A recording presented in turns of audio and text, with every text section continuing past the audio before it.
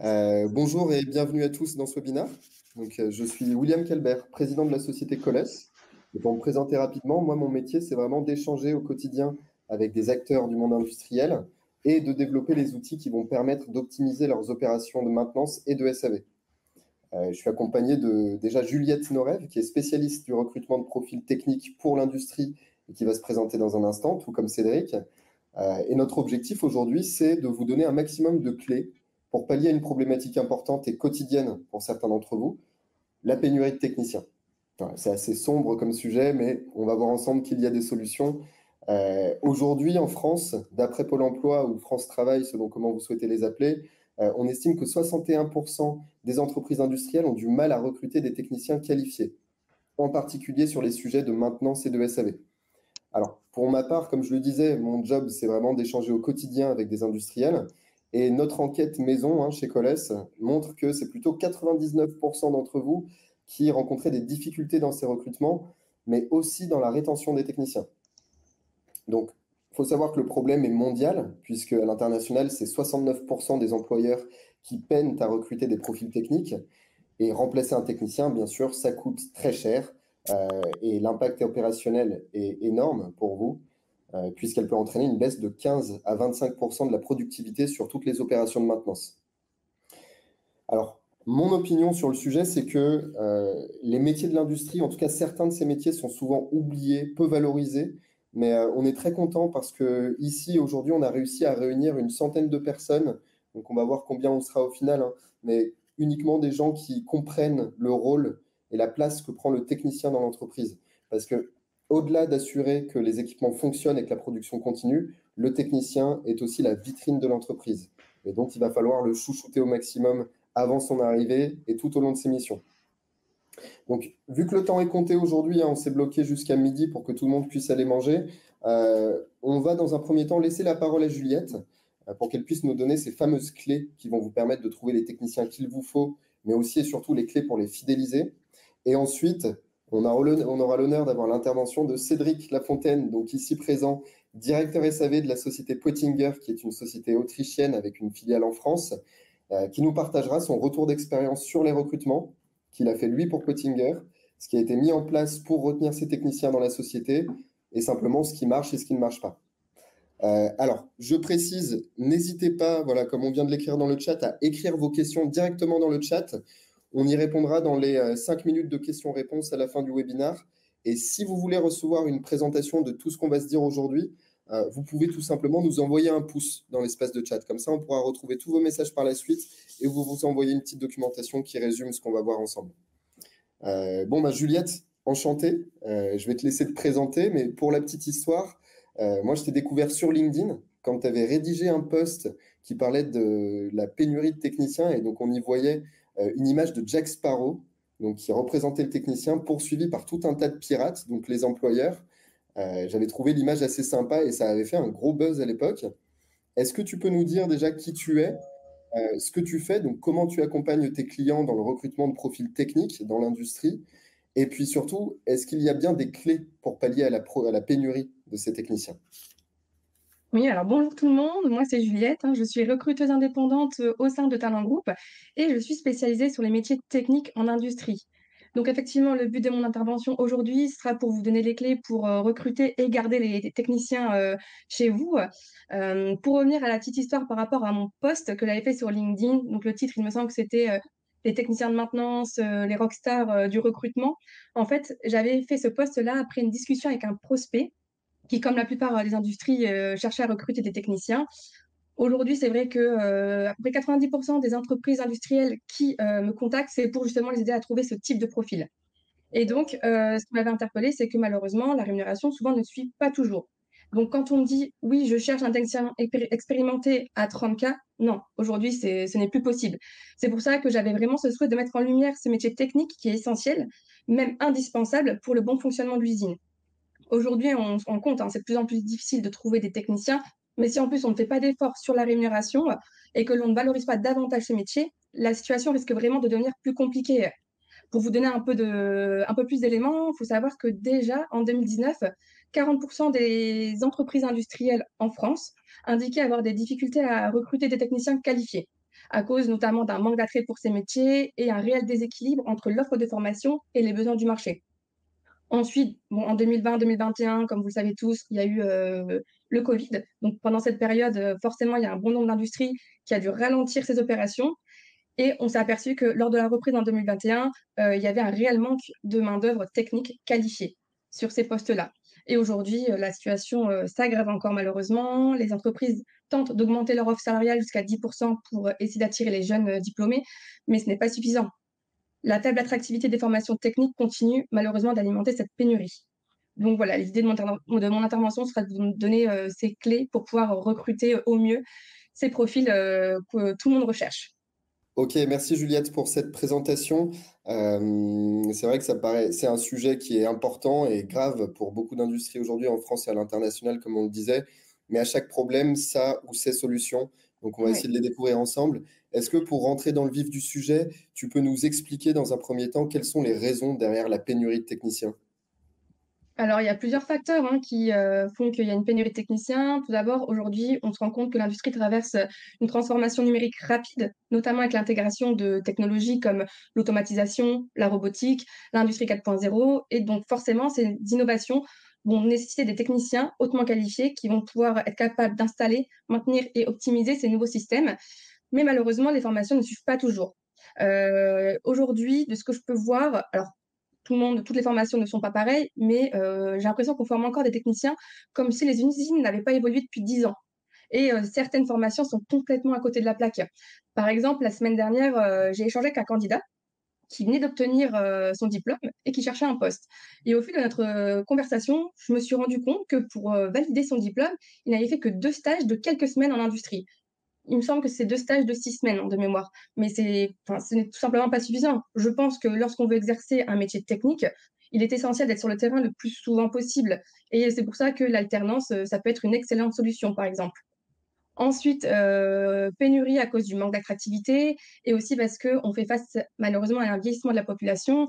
La génération actuelle de techniciens approche de la retraite et on a beaucoup de mal à les remplacer. Donc, le problème, c'est pas seulement qu'il y a un manque de candidats, mais c'est aussi que les candidats disponibles ne sont pas ou sont trop peu opérationnels. Exactement. Et c'est quoi aujourd'hui les compétences les plus demandées chez les techniciens SAV et maintenance pour l'industrie? Alors, ce que les entreprises vont rechercher le plus souvent, ça va être des profils qui vont être polyvalents, qui vont être capables d'intervenir sur différents types de machines et équipements de s'adapter, pardon, rapidement aux nouvelles technologies. En fait, on va leur demander d'avoir une solide compréhension des systèmes électriques, électroniques, d'être capable de diagnostiquer rapidement des dysfonctionnements pour limiter le temps d'arrêt qui, eux, sont coûteux. Et aujourd'hui, de plus en plus avec la montée de l'automatisation et de l'industrie 4.0, les entreprises recherchent des techniciens qui vont être capables de diagnostiquer, maintenir et réparer des systèmes automatisés comme les robots industriels et les chaînes de production. Et en fait, ces compétences sont devenues stratégiques pour les industries qui sont en pleine modernisation et qui sont confrontées à des défis liés à l'innovation et à la productivité. Ok, d'accord. Et à ce sujet, rapide question et par pure curiosité, est-ce que d'après toi, c'est plus difficile d'être technicien aujourd'hui ou est-ce que c'était plus difficile il y a 15 ans avec ces nouvelles technologies qui apparaissent? Alors, je ne dirais pas que c'est plus ou moins difficile, je dirais que c'est tout simplement différent. Il y a 15 ans, les techniciens travaillaient principalement avec des systèmes mécaniques et électriques où les interventions étaient souvent manuelles et les machines étaient beaucoup moins automatisées. Aujourd'hui, ils vont intervenir sur des machines de plus en plus automatisées, ce qui rend la maîtrise des bases de la programmation essentielle, mais ça va être également une aide pour eux. Donc pour moi, ce ne sera pas plus compliqué, c'est juste différent. Ok, super intéressant. J'aime bien ton point de vue. Et ok, toi, dans ton métier, vu que tu passes ton quotidien à accompagner les industriels à recruter des techniciens et donc les bons profils pour leur activité spécifique, c'est quoi les canaux les plus efficaces que tu peux recommander à des personnes qui travaillent dans le RH ou tout simplement des directeurs, responsables SAV, support, maintenance des entreprises? Alors, il y a plusieurs solutions. On peut utiliser les CV Tech comme Hello Work et MeetoJob qui vont permettre de cibler rapidement des candidats qualifiés. On peut également déposer des annonces sur différents job boards. Je pense à Indeed, Hello Work, et il y a aussi des job boards qui vont être spécialisés comme Job Industry. Bon, après, je ne vous cache pas que Job Industry, par exemple, est beaucoup moins connu que Indeed et Hello Work, mais ça peut faire l'affaire également. On peut utiliser LinkedIn Recruiter, qui va être un outil puissant pour identifier et contacter les professionnels qui vont être actifs sur le marché. Là, ces solutions-là, bien évidemment, ce sont des outils qui ont un coût. Mais il faut savoir qu'il existe aussi d'autres alternatives qui peuvent être intéressantes. Tout comme, par exemple, établir des partenariats avec les écoles qui forment les futurs techniciens. Et cela va vous permettre d'avoir un accès direct à une nouvelle génération de talents. Et ça ne coûte rien. Ensuite, vous pouvez mettre en place un programme de cooptation. C'est une stratégie qui souvent fonctionne très bien parce que les employés vont recommander des candidats de qualité souvent. Donc, c'est plutôt intéressant et aussi ce que je vous conseille, c'est d'être actif sur les réseaux pro pour donner de la visibilité à votre entreprise et susciter l'envie de vous rejoindre en mettant, par exemple, en avant les succès, les innovations, les avantages pour les employés et ça va également permettre de renforcer votre marque employeur. Moi, par exemple, à chaque fois que je collabore avec une nouvelle entreprise, je vais directement commencer par consulter leur page LinkedIn. Dans 50% des cas, la page est bien inexistante, mais pas du tout alimentée. Et je trouve ça vraiment dommage parce qu'une page active avec des informations sur votre entreprise, vos projets, les postes à pourvoir, c'est un atout majeur. Faut pas oublier que les jeunes talents d'aujourd'hui sont hyper connectés et c'est crucial d'en tirer parti. Et après, la dernière alternative, bah, tout simplement de passer par un recruteur qui, lui, a accès à tous les outils que j'ai cités auparavant et qui, du coup, va passer ses journées à sourcer pour vous. Oui, c'est vrai que ça représente un certain budget de mettre en place toutes ces stratégies pour le recrutement et c'est un travail qui est assez chronophage quand ça vient se combiner à différentes missions de notre quotidien. Alors oui, Exactement. la marque employeur, c'est un élément clé pour toutes les sociétés et on va en reparler, mais je m'arrête 30 secondes sur ce dont tu parlais tout à l'heure, la cooptation. Pour rappeler aux personnes présentes qui ne savent pas exactement ce que c'est, la cooptation en recrutement, en fait, ça consiste à encourager les employés à recommander des candidats qualifiés issus de leur réseau professionnel pour des postes vacants. Et souvent avec une récompense à la clé en cas d'embauche réussie. Donc, ça représente un petit billet pour le salarié qui a recommandé le profil recruté. Maintenant, Juliette, est-ce que tu peux nous expliquer concrètement comment les entreprises peuvent améliorer leur attractivité pour attirer les meilleurs talents? Alors oui, pour attirer et garder aussi les meilleurs talents, ce qui va être important, c'est de pouvoir leur offrir des opportunités de développement professionnel avec de la formation continue ou de la mobilité interne, par exemple. Également, améliorer les conditions de travail, proposer des salaires compétitifs et des avantages sociaux, ça, c'est le nerf de la guerre, la rémunération. Quand je parle d'avantages sociaux, c'est tout simple. Par exemple, vous pouvez proposer un jour de congé supplémentaire. Je sais qu'il y a des entreprises qui font ça et ça fonctionne bien et ça fait plaisir. C'est-à-dire que le mois de leur anniversaire, au collaborateur, il peut poser une journée supplémentaire au jour de son choix. Et ça fonctionne plutôt très bien. Ensuite, comme je disais plus haut, renforcer votre marque employeur et mettre en avant la modernisation et l'innovation. Aujourd'hui, on sait, l'industrie souffre souvent d'une image vieillissante, qui ne donne pas envie. Donc, en mettant en avant les aspects technologiques et innovants du secteur, ça va vous permettre d'attirer des talents qui vont être désireux de travailler dans des environnements à la pointe. Ok. Et pour mettre en avant la modernisation de l'entreprise, faut-il déjà avoir mis en place des outils innovants pour améliorer le process? Moi, je vois vraiment la différence, je vois un avant et un après chez mes clients quand ils s'y mettent. Et dans tout ça, il doit y avoir des pièges dans les recrutements, des pièges dans lesquels il faut absolument éviter de tomber. Est-ce que tu peux nous en parler? Oui, alors il y a plusieurs pièges à éviter et faire attention parce qu'un recrutement raté peut coûter cher. Je vous en dirai un peu plus après.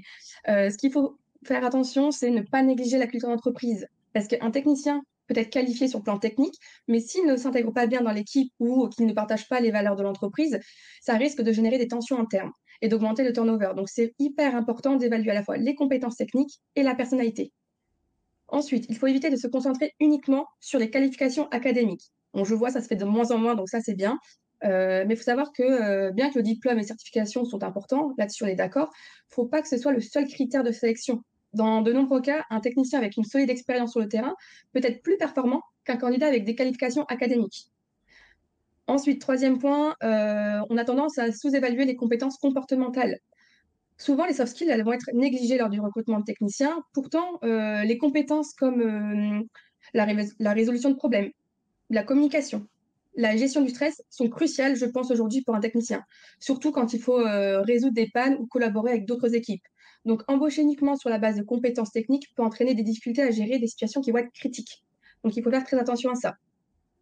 Ensuite, proposer un process de recrutement trop long et ne pas impliquer les équipes techniques dans le processus. C'est une très grosse erreur.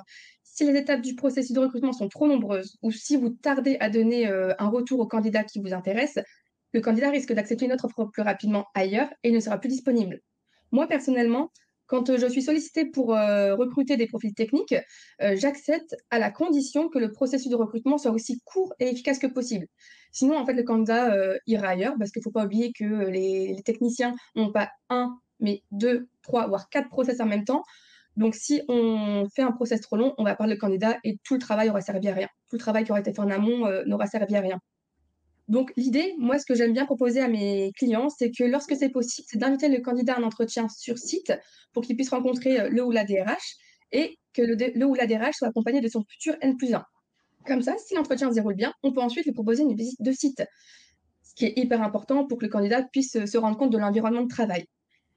Donc, pourquoi il faut impliquer l'équipe technique? C'est parce que le recruteur ou la DRH vont pouvoir évaluer les soft skills et le N+1, lui, va pouvoir évaluer les compétences techniques des candidats.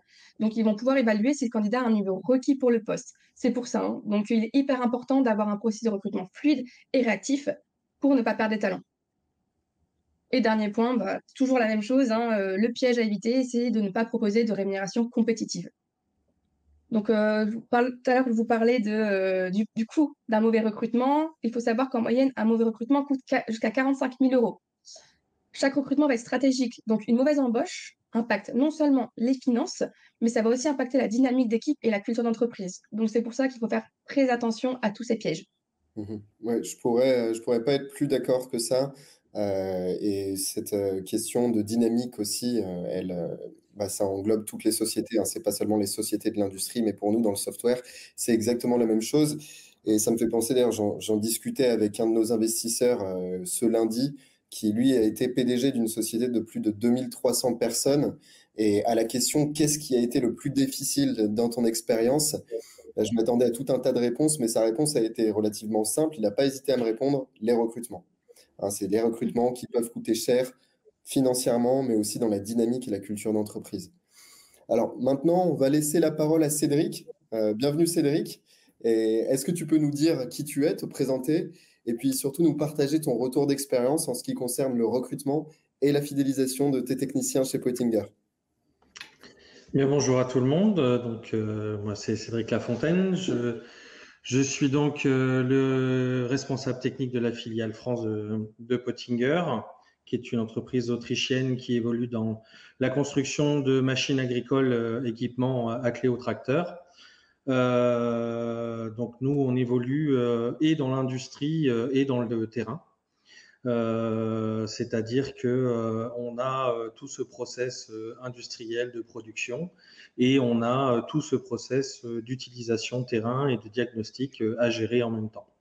Donc c'est une double difficulté et à celle-ci on va ajouter la troisième qui est la spécificité du monde agricole avec des contraintes extrêmes qui ont des variations d'année en année qui sont très très très importantes. Donc aujourd'hui, les principales difficultés que l'on peut rencontrer dans notre milieu, ça va être les compétences, la disponibilité et une certaine dose de passion qu'il va falloir détecter et entretenir.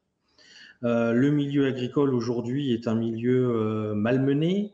On a vécu toute une période d'agribashing.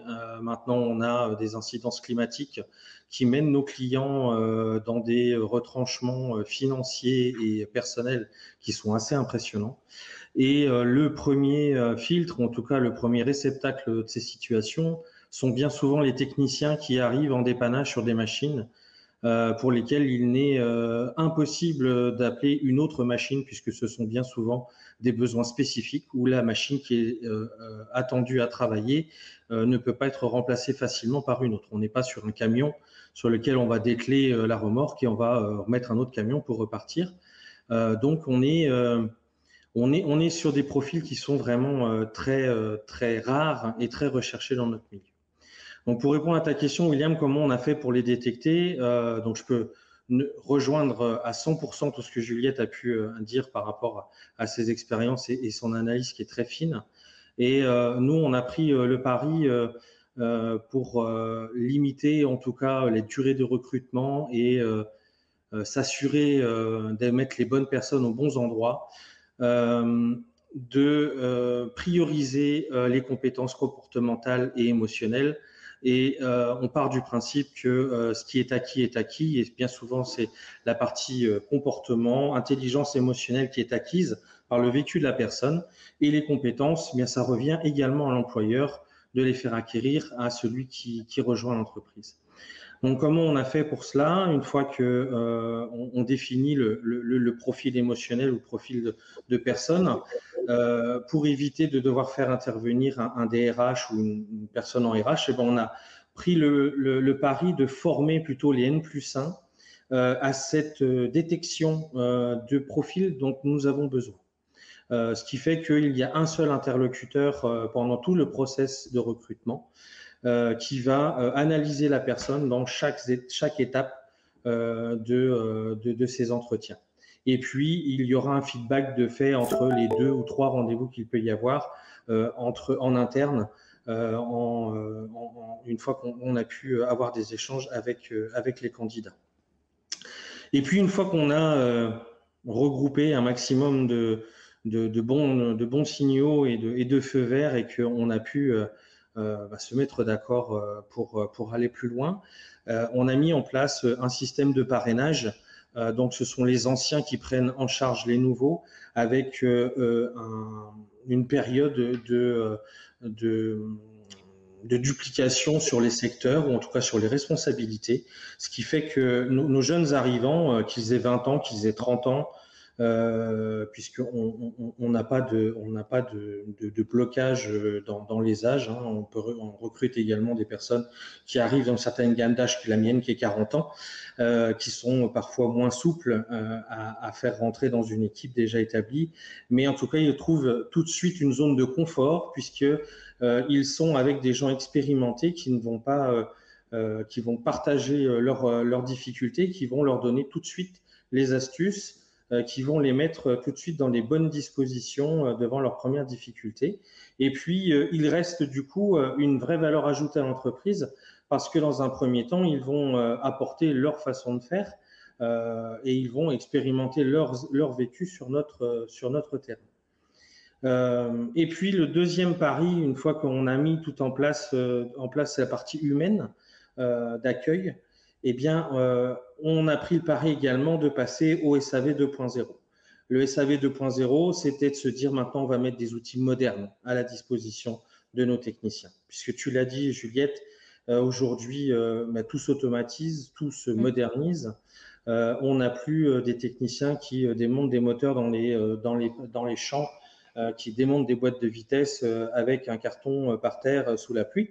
Aujourd'hui, on a des machines qui nécessitent des ordinateurs, qui nécessitent de la programmation, qui nécessitent de la compatibilité, et tout passe par un savoir extrême et, je le rappelais dans le milieu agricole, une nécessité de dépanner tout de suite. C'est pas demain que ce sera possible, c'est immédiatement que le besoin est présent. Donc, on a mis en place les outils que William et son équipe ont développés.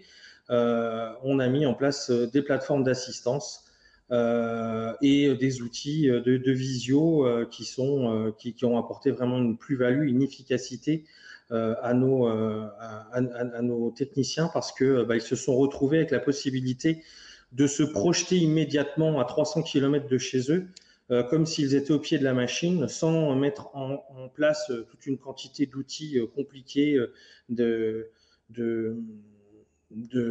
d'applications à télécharger, de formations à faire en plus à nos partenaires qui sont sur le terrain.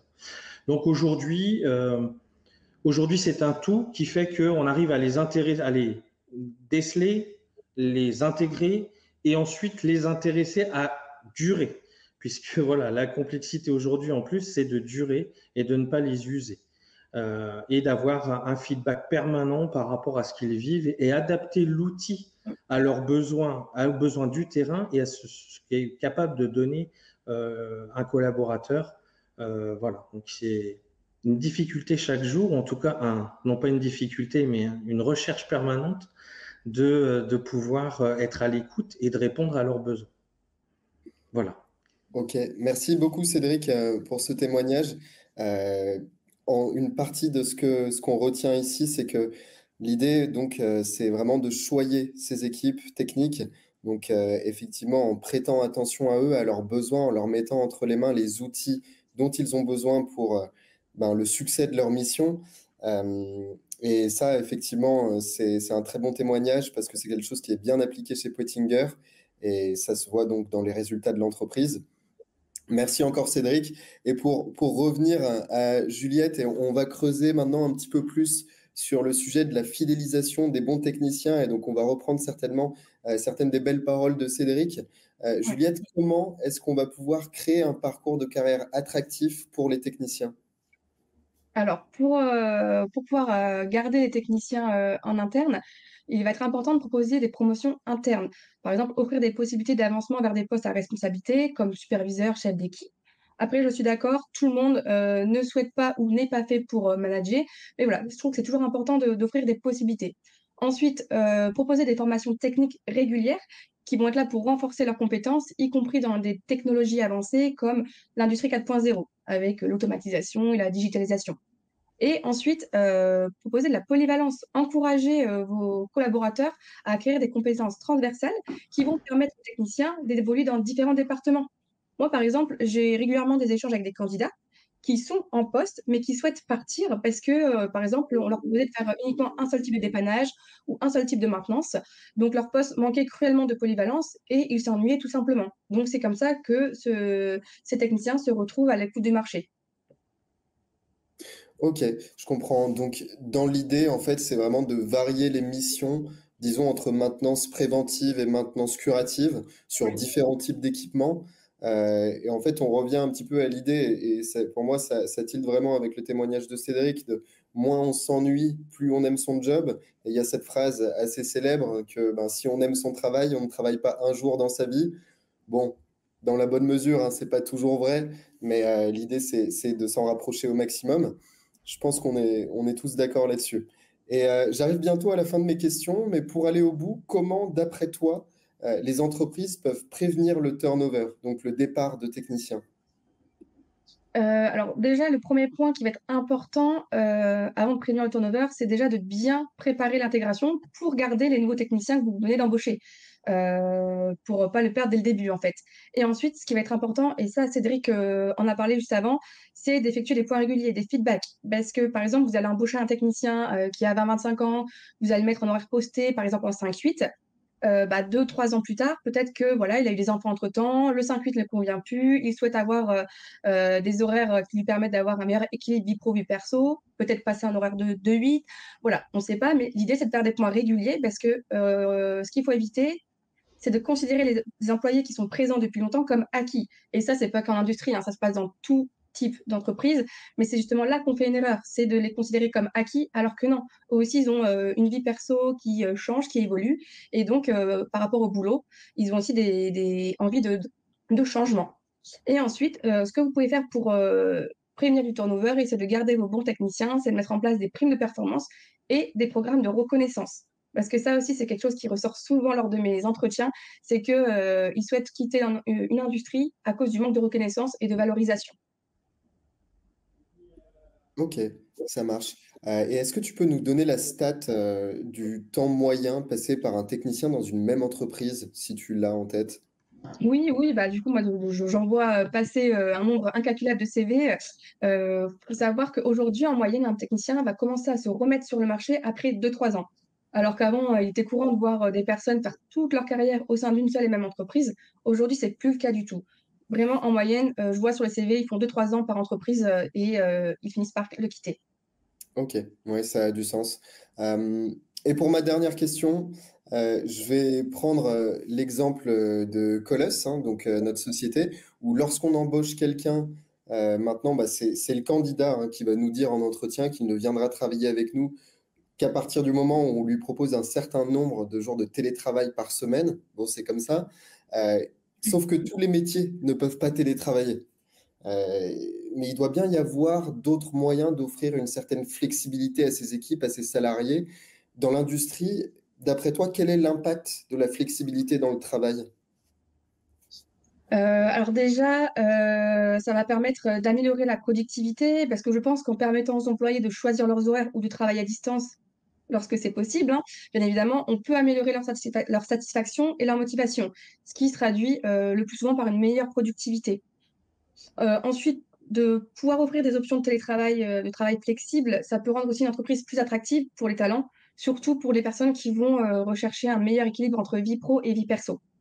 Ça va également avoir un impact sur la culture d'entreprise, qui va favoriser un environnement de travail plus moderne et adaptable. Mais tout ça, bien évidemment, ça va être peut-être pas possible, pardon, pour les techniciens SAV, techniciens de maintenance en industrie. On est d'accord, c'est hyper compliqué. Mais voilà, je pense qu'il faut voir ce qui est possible de mettre en place. Mais on peut aussi leur mettre à disposition des outils. Donc, comme tu parlais tout à l'heure, comme Coleus, par exemple, qui va permettre aux techniciens d'aider leurs clients à distance dans un premier temps. Et si les problèmes persistent, alors seulement à ce moment-là, il se déplacera. Plus besoin de toujours être sur les routes. Bon, après, pour ça, je te laisse en discuter parce que je pense que c'est toi qui es l'expert sur ce sujet-là. Mais voilà les choses que ça peut engendrer. Ok, ouais, c'est vrai. Alors ça, c'est la grande question. Je reviens à ma question de tout à l'heure tout le monde ne peut pas faire de télétravail, tous les métiers ne peuvent pas faire de télétravail. Mon coiffeur, demain, s'il commence à télétravailler, je ne vais pas me déplacer chez lui pour ma coupe de cheveux. Bon, comme vous voyez, j'en ai pas beaucoup besoin. Mais il y a tout de même des moyens, en tout cas dans le cadre des techniciens SAV et techniciens de maintenance. Mais pour ça, déjà, il faut commencer par, on n'a pas vraiment abordé le sujet, mais il faut bien faire la distinction entre techniciens de maintenance et techniciens SAV, parce que ce n'est pas le même métier, hein, ce n'est pas les mêmes contraintes. Les recrutements sont d'autant plus difficiles pour les techniciens SAV puisque c'est un métier qui est plus contraignant avec beaucoup de déplacements, beaucoup de pression. Le technicien de maintenance, lui, il a bien entendu la pression de faire fonctionner l'équipement pour que la production de la société dans laquelle il travaille continue ou puisse reprendre. Mais la même chose s'applique sur le technicien SAV, sauf que lui, il s'agit de la production de son client. Donc la pression est légèrement différente, hein. Et puis, en plus de ça, c'est jamais évident de travailler dans l'urgence avec le client qui te regarde derrière en attendant de pouvoir redémarrer sa production. Et bien sûr, le fait d'être beaucoup en déplacement n'aide pas. Mais, comme tu le disais, il y a des solutions pour offrir du confort aux techniciens SAV. Et ça, vous n'alliez pas y louper. Je vous présente en 1 minute ce qu'on fait chez Coleus. La solution Coleus, en fait, elle fait partie de ces solutions qui peuvent donner un maximum de confort à vos équipes, puisque le but, c'est de vous permettre d'assister vos techniciens juniors, mais aussi vos clients à distance avec un visuel sur l'intervention, des fonctionnalités pour les guider, mais aussi de pouvoir retrouver très facilement tous vos échanges par la suite en catégorisant vos tickets d'intervention. Donc, ce qui en découle, c'est que tout le monde travaille dans un environnement plus confortable, puisque c'est moins de déplacements pour les techniciens et surtout plus de déplacements inutiles. C'est des techniciens juniors qui sont mieux accompagnés, un temps de travail, un temps d'arrêt machine, limité pour votre client, super important. Et puis à côté de ça, nous, on propose aussi des outils qui vous permettent de donner un maximum d'autonomie à vos clients et à vos équipes terrain pour qu'ils puissent diagnostiquer la panne par eux-mêmes et, si nécessaire, être mis en relation avec le bon expert. Donc, si jamais ce sont des sujets qui vous intéressent, n'hésitez pas à mettre le petit pouce dans l'espace de chat. De toute manière, on vous envoie le résumé de ce qu'on s'est dit aujourd'hui. Et puis, vous aurez nos coordonnées si vous voulez prendre contact avec Juliette, avec moi-même, ou bien avec Cédric pour qu'il vous partage un peu plus son retour d'expérience et vous donne quelques conseils. En attendant, je ferme la parenthèse et on espère vous avoir apporté un maximum de valeur pour ce webinaire et je laisse la place aux questions dans l'espace de chat.